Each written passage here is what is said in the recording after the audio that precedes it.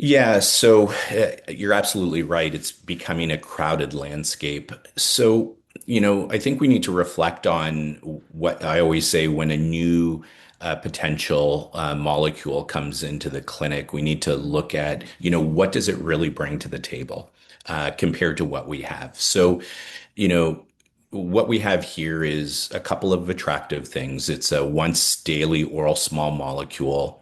It has a different mechanism of action than anything that we have available in the clinic today.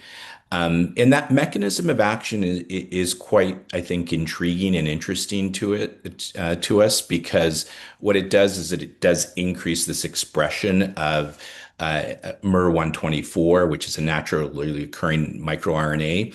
And what that does by doing that, it brings sort of the immune system back into balance. So it's not a true immunosuppressant like some of the therapies we have. And so that combination of oral once daily is, I think, attractive from a patient perspective. And then if you combine that with the efficacy that we just discussed, which, with indirect comparison is some of the strongest efficacy we've seen and not seeing a safety signal in now an expanding large safety database. I can see this being used across multiple different patient populations.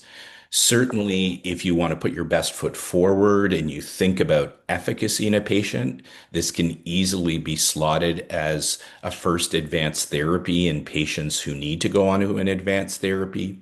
But also because of the patient population that was studied here, in particularly the patients who are refractory to other advanced therapies and JAK inhibitors, it could also slot in as a second line and or a third line therapy.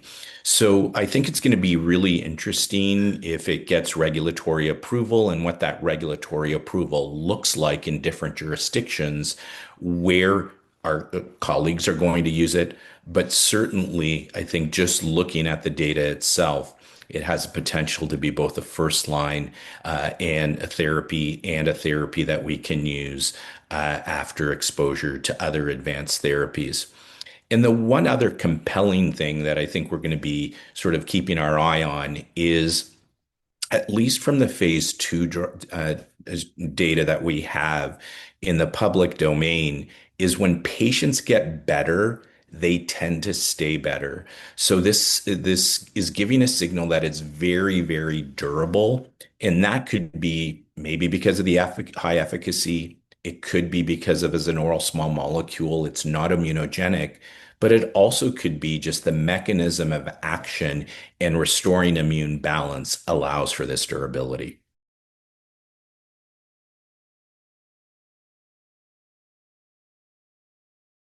I think that clinicians just need to, we went over things, but I think clinicians, when the data is available and the manuscripts published, I think they need to go through that exercise and look at the data themselves and really think about what that data means compared to, the phase three data that has led to the regulatory approvals of other therapies in this space.